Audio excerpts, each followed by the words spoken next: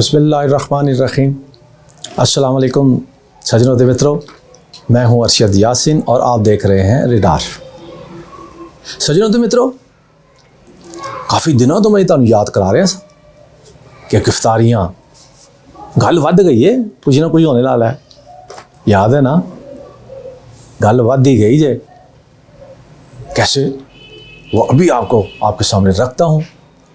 मुस्लिम league नून के अहम रहनुमा पंजाब छोड़कर भागने लगे। कहाँ और क्यों भाग रहे हैं, इस पे बारी तफसील से बात करते हैं। वज़ीर दाखिला राना सनाउल्लाह खान, जो इमरान खान को भी धमकियां दे रहे थे और जो दावे किया करते थे कि मैं सबको संभाल लूँगा, जनाब उनके नाकाबिले ज़मानत वारंट गिरफ्तारी क्या जारी हुए कि थरथल्ली मच गई इस्लामाबाद में। इस्लामाबाद की पुलिस और इस्लामाबाद में हुक्मरान इत्तेहाद के रहनुमा सर जोड़कर बैठ गए। अफरा तफरी और चीखें, रोना, ये सारी चीज़ें भी अभी आपके सामने मैं शेयर करता हूँ। उसके साथ साथ बहुत अहम डेवलपमेंट जिस पे हुकूमती इत्तेहाद खेल रहा था, आईजी इस्लामाबाद, कल मैंने अपने वीलॉग में मुख्तसर सा उसका जिक्र किया था। आज वो भी बात मैच्योर हो गई और उनको भी एंटी करप्शन ने लाहौर तलब कर लिया है कि जनाब सेफ सिटी करप्शन केस में आप नामजद हैं। ज़रा आकर बताइए ना कि आपने इतनी लूटमार की तो कैसे अब 11 को उनको बुलाया गया है, इस्लामाबाद के आईजी। उसके साथ साथ एक अहम डेवलपमेंट, पंजाब असम्बली के साबिक स्पीकर दोस्त मोहम्मद मज़ारी को भी जनाब तलब कर लिया गया है। 11 को ही उनको भी तलब किया है। सरकारी ज़मीनों पर कब्ज़े के इल्ज़ाम पे उन पे मुकदमा है। एंटी करप्शन बुलाती रही, डिप्टी स्पीकर से कभी तवज्जो ही नहीं दी, खातब में नहीं कभी लाए। अब जनाब उन्होंने बुला लिया कि जनाब आ जाएं। अब मेरा रिडार ये कहता है कि अब इन सब की भी गिरफ्तारियाँ बहुत करीब है। कैसे, वो भी आपके सामने सारी बातें डिस्कस करते हैं। और सबसे पहले तो हम इसका तज़किरा करते हैं कि पंजाब में मुस्लिम लीग नून के लोग पंजाब छोड़कर भागना क्यों शुरू हो गए हैं। बात तो बड़ी सीधी सी है कि अगर राना सनाउल्लाह को गिरफ्तारी के जो है वो बात शुरू हो गई तो बाकी बचा कौन, और फिर यहाँ क़यादत है कौन सी। मैं आपको याद दिलाऊं, मरियम नवाज़ तो जैसे ही पासपोर्ट मिला वो सब कुछ छोड़ छाड़ के लोगों के मसाइल, लोगों की मसले मसाइल, लोगों के कारकुनों की हमदर्दियाँ, ये वो उसने पूछा भी नहीं और भागम भाग जनाब वो भाग गई पाकिस्तान से। बज़ाहिर वो सर्जरी कराने, निक्की जी सर्जरी करवाने गई है और कहते हैं कि हमज़ा जो है वो लीगल है, वो बीमार है। मरियम जो लीड कर रही थी सारे मामलात को, वो लंदन चली गई हैं। हमज़ा शहबाज जो वज़ीर आला हैं थे, गैर आईनी सही, वो और पार्लिमानी लीडर भी हैं, वो अपोजिशन लीडर भी बनने जा रहे थे, वो अलील हैं। अब तंजीम को संभालना किसने है, अब कहाँ है क़यादत, कोई पता नहीं है। और जो बच गई है क़यादत, वो कुछ तो वो हैं जो पंजाब असम्बली के मेंबर हैं और उन्होंने अपनी ज़बानतें करा रखी हैं। वो तो अरसा दराज हो गया, वो जैसे ही इनकी पंजाब हुकूमत तब्दील हुई है वो तो इस्लामाबाद में पनाह लिए हुए हैं, इस्लामाबाद में बैठे, वो तो पंजाब आते ही नहीं। बाकी भी आपको याद होगा एक वीलॉग में मैंने इसका जिक्र किया था कि नैब हमला केस में भी 61 मुस्लिम लीग नून के वड्डे परमन्ने जो रहनुमा हैं वो नामजद हैं। उसमें मरीम नवाज़ का नाम भी है। यकीनन उन पे भी शिकंजा कसा जाने वाला है।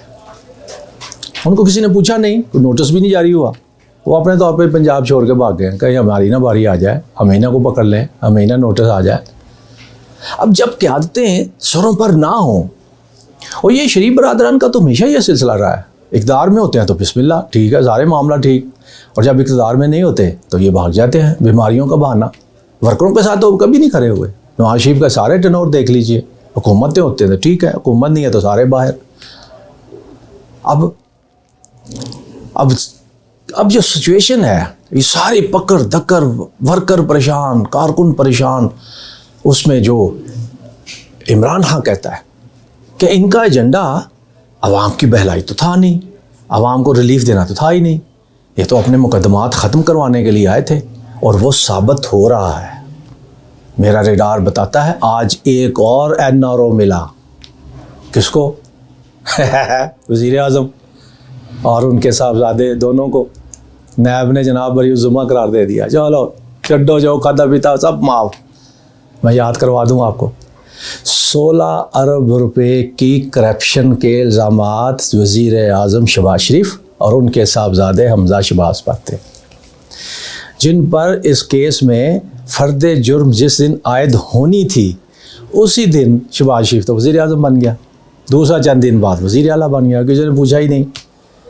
बाद में जनाब इन्होंने नैब के जो कवानीन में तरमीम की, उस हवाले से नैब के पर काट गए, सारे सबको रिलीफ। आज नैब ने यह कह दिया कि जनाब ये 16 अरब रुपये के जो इन पर इल्ज़ामात हैं वो उस पर तो ज़ाहिर है ये रजीम चेंज, ये हुकूमत जो तब्दील हुई है उससे पहले के मामलात हैं, और नैब ने उस वक्त जो बयानात दिए थे ये उस वक्त दिए गए थे।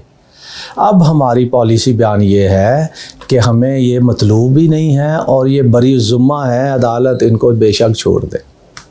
यानी 16 अरब रुपए की करप्शन, नैब ने कहा जी हमें पता ही नहीं है, जो मर्ज़ी करें, छोड़ दें, बरीउज़्ज़ुम्मा करते। गोया जाते जाते अब जो हालात चल रहे हैं यही बातें हो रही है ना, जाते जाते शहबाज शरीफ और उनके बेटे ने 16 अरब रुपये भी निकाल लिए और NRO मिल गया। हम अब असली बात पे आ जाते हैं आज के मौजू पे कि इस्लामाबाद के IG को भी और डिप्टी स्पीकर पंजाब असम्बली को भी 11 अक्टूबर के लिए तलब किया गया है, और 11 अक्टूबर को जो तलब किया गया इन दोनों को एंटी करप्शन ने पहले भी नोटिस जारी किए हैं, ये पेश नहीं हुए, अब फिर नोटिस जारी किए। अब तरीकाकार ये होता है एंटी करप्शन का कि पहले नोटिस जारी करते हैं, फिर दूसरा, फिर तीसरा, आ जाते हैं तो ठीक है, बेगुनाह हो जाए तो छोड़ देते हैं, नहीं तो फिर मुकदमा दर्ज करते हैं। मुकदमा दर्ज करने के बाद उनकी गिरफ्तारी हो जाती है। अब जिनको तो शक होता है कि ये गिरफ्तारी कर लेना हमें, अब तो पेश ही नहीं हुआ है, जिस तरह मरियम औरंगज़ेब पेश नहीं होती, जवेद लतीफ़ पेश नहीं हो रहे, इस तरह और भी जो इस वक्त वज़ीर हैं वो पेश ही नहीं होते कि गिरफ़्तार कर लेंगे। इसलिए जब काबू आ जाएंगे तो फिर गिरफ़्तार तो वो करेंगे।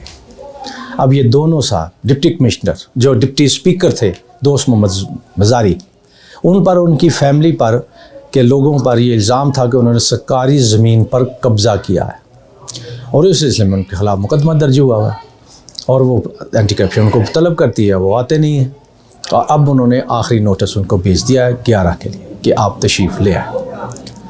अब ये पकड़ धक्कर में राना सनाउल्लाह मुस्लिम लीग नून का ही नहीं बल्कि हुकूमत का फ्रंट मैन, मतलब इसको ये कह लीजिए कि बैट्समैन, वो बैट्समैन जो ओपनिंग करता है, ओपनर बैट्समैन भी, फास्ट बॉलर भी, जो मर्जी उसको कह लो, वज़ीर दाखिला जो हुआ उसके ख़िलाफ़ रावलपिंडी की स्पेशल मजिस्ट्रेट ने नाकाबिले वारंट गिरफ्तारी जारी कर दी है आज के दिन में, क्योंकि एंटी करप्शन ने उनसे कहा कि जनाब राना सनाउल्लाह में मतलूब हैं और ये पेश ही नहीं होते, मुख्तलिफ मुकदमात हैं उनमें उनको बुलाया जाता है, वो आते ही नहीं है।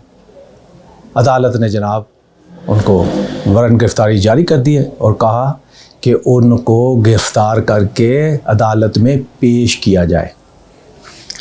सज्जनों तो मित्रों, इसमें एक बात की मैं आपको वजाहत कर दूं साथ साथ इसी खबर की कि ये नाकाबिले ज़मानत वारंट गिरफ्तारी जारी हुए हैं, इस पर ज़मानत नहीं हो सकती कि आप ज़मानत करा दें तो अदालत में पेश हो जाए, ऐसा नहीं है।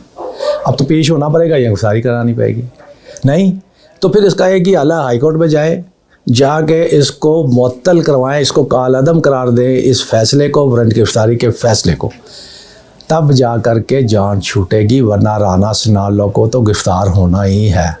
और आप समझ लीजिए जब ये राना सनाउल्लाह गिरफ़्तार हो गया तो फिर टाइम फिश, नून लीग और इत्तेहादी हुकूमत ख़त्म, मामला कुछ नहीं, क्योंकि वही तो एक फ्रंट मैन है, ओपनर बैट्समैन भी है, फास्ट बॉलर भी है, तो जब फास्ट बॉलर ही आउट हो गया तो फिर ओपनर बैट्समैन ही आउट हो गया तो क्या होगा जी। अब इतना आसान भी नहीं है। जिस तरह इमरान खान को गिरफ्तार करना इतना आसान नहीं है। 3 बार अटैम्प्ट हुई, नहीं हुआ गिरफ्तार, लोगों ने करने नहीं दिया क्योंकि अवाम की ताकत उसके साथ है। राना सनाउल्लाह क्यों नहीं गिरफ्तार होगा जी? उसके साथ अवाम नहीं है। उसके साथ इसलिए कि जो लोग उनको वज़ीर ख़ारजा, वज़ीर दिफा दाखिला बनाने वाले हैं, जो मंशियात केस में उसका एक बाल भी बेंका किसी ने नहीं करने दिया, याद होगा आपको, जिनका आदमी है वो उनको गिरफ्तार कैसे होने देंगे? अब फिर राना सनाउल्लाह गिरफ्तार हो जाए, ये तो बात नहीं बनती ना। आज हुआ क्या? अब पंजाब पुलिस फौरी भागम भाग गिरफ्तार करने गई थाना कोसार। वहाँ पर जाके उन्होंने कहा कि जनाब ये अदालत के अहकामात है, राना सनाउल्लाह को गिरफ्तार करना है, हमारे साथ चलें। पागल हो गए हो क्यों साड़ी तुहानू फसाना चाहते हो? ना भाई ना, हम नहीं जाते। ये तो मैं मजाकन बात की है। असल में उन्होंने वारंट गिरफ्तारी दिखाए और आगे से जवाब आया कि भाई ये वारंट गिरफ्तारी हमारी हदूद के नहीं है, राना सनाउल्लाह हमारे इलाके में नहीं रहते, इसलिए हम इसमें कुछ भी नहीं कर सकते। हम क्या कर सकते हैं, हमारी तो हदूद में नहीं आते। उसके बाद वो थाना सेक्रेटेरिएट चले गए। थाना सेक्रेटेरिएट वालों से कहा कि जनाब ये वारंट गिरफ्तारी है, हमारे साथ चले, राना सनाउल्लाह को गिरफ्तार करना। उन्होंने भी वही जवाब दिया। उन्होंने कहा भाई हम इतने ताकतवर नहीं हैं कि वज़ीर दाखिला को गिरफ्तार करने आपके साथ चले जाएं। ना ना भाई ना, ये नहीं हो सकता, हम तो नहीं जाते। किस्सा मुख्तसर ये कि अब तक की इतलात के मुताबिक इस्लामाबाद पुलिस के किसी अफसर ने, किसी थाने के SHO ने ये जो पंजाबी का ना ऐसा पार चुकन तो इनकार कर देता। उन्होंने कहा ना भाई ना, हम नहीं ये कर सकते। अब प्ली ये ली जा रही है कि वारंट गिरफ्तारी पे राना सनाउल्लाह के जो एड्रेस है, पता है, वो समनाबाद फैसलाबाद का है। तो अब आप फैसलाबाद जाएं जहाँ वो रहता है, यहाँ तो वो रहता ही नहीं, तो हमारी दूध में तो है नहीं, हम कैसे जाएं जी, हम कैसे पकड़ें जी? ये तो इस्लामाबाद वाले ने ये कह दिया, अपनी जान छुड़ा ली। अब जान छूटती नहीं है। अब होगा क्या? मेरा तजर्बा और आइन और कानून क्या कहता है? कानून ये कहता है कि अब जो इस्लामाबाद जाने वाली पंजाब पुलिस के जो अहलकार, 4 अहलकार बताए जा रहे हैं, सीनियर अफसर, वो वापस आकर के अदालत में रिपोर्ट जमा करवा देंगे कि जनाब हम गए थे, इस्लामाबाद पुलिस फ़लाँ थाना उन्होंने हमारे साथ ताउन नहीं किया, उन्होंने वो इनकारी हैं और ये उनकी प्ली है। अब अदालत क्या करेगी? अब अदालत ने करना है जो करना। अदालत ये भी कर सकती है कि इस्लामाबाद पुलिस को तौहीन अदालत में तलब कर लें कि हमारे अहकामात थे, आपने उनकी तामील क्यों नहीं करवाई, आ जाएं ज़रा तौहीन अदालत में। और मुतलका थानों में उनके SHO को भी बुलाया जा सकता है, मुतलका SP को भी बुलाया जा सकता है और बुला के कहा जा सकता है तौहीन अदालत में कार्रवाई भी शुरू की जा सकती है। अब अदालत है, कुछ भी कर सकती है। लेकिन किस्सा मुख्तसर के इमरान खान को गिरफ़्तार करने और नज़रबंदी के धमकियां देने वाला राना सनाउल्लाह खुद अपने जाल में फंस गया है। अब भले वो जो मर्ज़ी इक़दामात उठाए, अब उसको गिरफ़्तार तो होना ही है। कब तक बचेगा, कब तक अदालतों का सहारा लेगा? केस तो चल पड़ा ना। अब ये जब हुकूमतें ना रहेंगी तो फिर क्या होगा? अब ये मामला रुकने वाला नहीं है। लेकिन जिस तरह गिरफ्तारियाँ, मुकदमात, इस्लामाबाद सील, कंटेनर, खंदकें, ये सारा कुछ जो हो रहा है सज्जनों ते मित्रों, उससे तो साफ ज़ाहिर नज़र आता है कि हुकूमत के पास कुछ नहीं है। हुकूमत सियासी मैदान में मुकाबला करने की सबकत रखती है, ना उनमें सलाहियत है। अवामी ताकत नहीं है, वरना मुकाबले पे बाहर आते। ऐसा नहीं है। अब फिर होगा क्या? अब कहते हैं कि आर्मी चीफ ने जो गुज़श्ता रोज़ ख़िताब किया है कूल अकेडमी, उसमें दोनों बड़ी अपोजिशन भी और हुकूमत भी अपने साथ उनको नथी करने के वाले से उनकी स्टेटमेंट को कि ये हमारे हक़ में है, वो कहते हैं जी हमारे हक में है, वो कहते हैं हमारे हक में। ये अपने अपने हक के मतलब करने में अपने बल्ले कुछ नहीं है। आप इसे अंदाज़ा लगा लें कि अपने बल्ले कुछ नहीं है। अब सहारों के तलाश है, ढूंढ रहे हैं सहारे कि कोई हमें बचा ले, दोनों तरफ से। लेकिन एक बात मैं आपको कह दूं कि पाक फ़ौज हमेशा पाकिस्तान के अवाम के दिलों में बसती हैं। पाक फ़ौज का बहुत एहतराम है और पाक फ़ौज ने हर मुश्किल वक्त पे पाकिस्तान के लोगों का, पाकिस्तान के शहरियों का और पाकिस्तान का ख्याल रखा है, उनके लिए कुर्बानियाँ दी हैं और कभी पाकिस्तान के शहरियों पर तशद्दुद की कभी हौसला अफजाई नहीं की, ना करेगी। अब ये सारे मामलात में क्या होने जा रहा है ये हम भी देखते हैं, आप भी देखें और उस वक्त का इंतज़ार करते हैं। अपना बहुत ख्याल रखिएगा। पाकिस्तान जिंदाबाद।